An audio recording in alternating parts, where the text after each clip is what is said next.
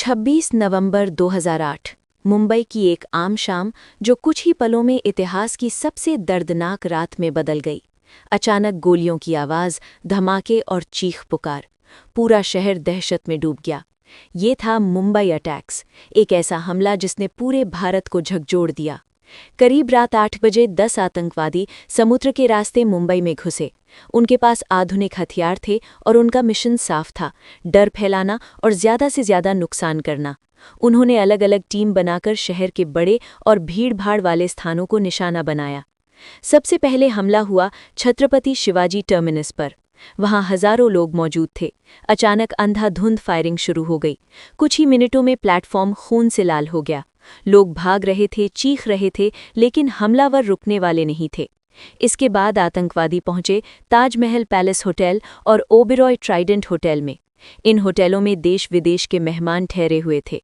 आतंकवादियों ने लोगों को बंधक बना लिया और होटल के अंदर आग लगा दी। कई घंटे तक गोलियां चलती रहीं, धमाके होते रहे। नारीमन हाउस को भी निशाना बनाया गया, जहां कई विदेशी नागरिक फंसे हुए थे। पूरे शहर में अफरा तफरी मच चुकी थी। टीवी चैनलों पर लाइव कवरेज चल रही थी और पूरा देश डरा हुआ था।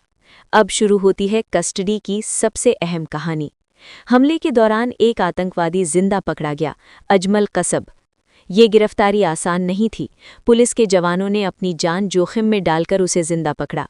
ये एक बहुत बड़ा मोड़ था, क्योंकि पहली बार इस हमले का सीधा सबूत भारत के हाथ लगा। कसब को तुरंत पुलिस कस्टडी में लिया गया। उसे हाई सिक्योरिटी में रखा गया ताकि कोई भी खतरा ना हो। उसकी हर हरकत पर नज़र रखी जा रही थी।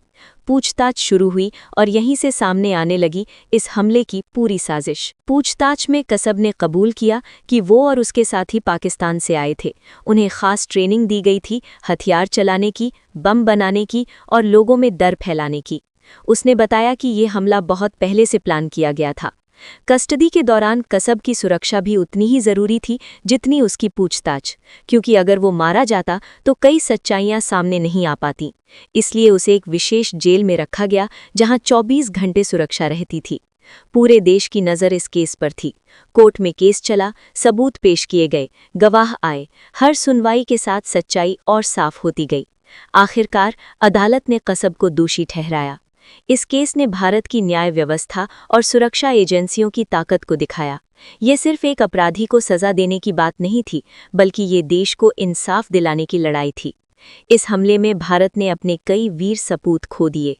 हेमंत करकरे, अशोक कामटे और विजय सालस्कर जैसे बहादुर अधिकारियों ने अपनी जान की कुर्बानी दी। उनका बलिदान हमेशा याद रखा जाएगा। जब हालात कंट्रोल से बाहर हो गए, तब नेशनल सिक्योरिटी गार्ड यानी एनएसजी कमांडो को बुलाया गया।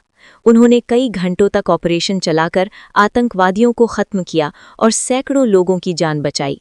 हमले के बाद पूरा देश गुस्से और दुख में था, लेकिन साथ ही एकजुट भी था।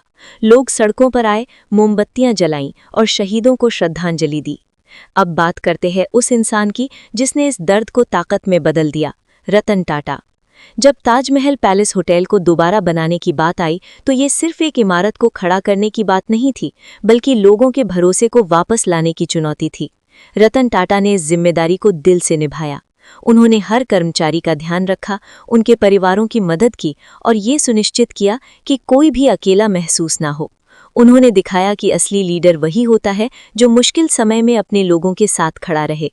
कुछ समय बाद ताज होटल फिर से खुला, पहले से भी ज्यादा मजबूती और सम्मान के साथ। ये सिर्फ एक होटल नहीं रहा, बल्कि ये भारत की हिम्मत और जज्बे का प्रतीक बन गया। इस पूरी कहानी से हमें क्या सीख मिलती है? ये कि मुश्किल समय में असली पहचान सामने आती है। ये कि देश सबसे पहले आता है। India first, no compromise. ये कि इंसानियत, हिम्मत और एकता से हम किसी भी चुनौती का सामना कर सकते हैं। ये कहानी सिर्फ 26/11 की नहीं है।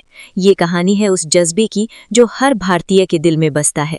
अगर आप इस कहानी से प्रेरित हुए हैं, तो इसे आगे जरूर बढ़ाइए, क्योंकि ऐसी कहानियां ही हमें मजबूत बनाती हैं। Motivational speaker Mukesh ji.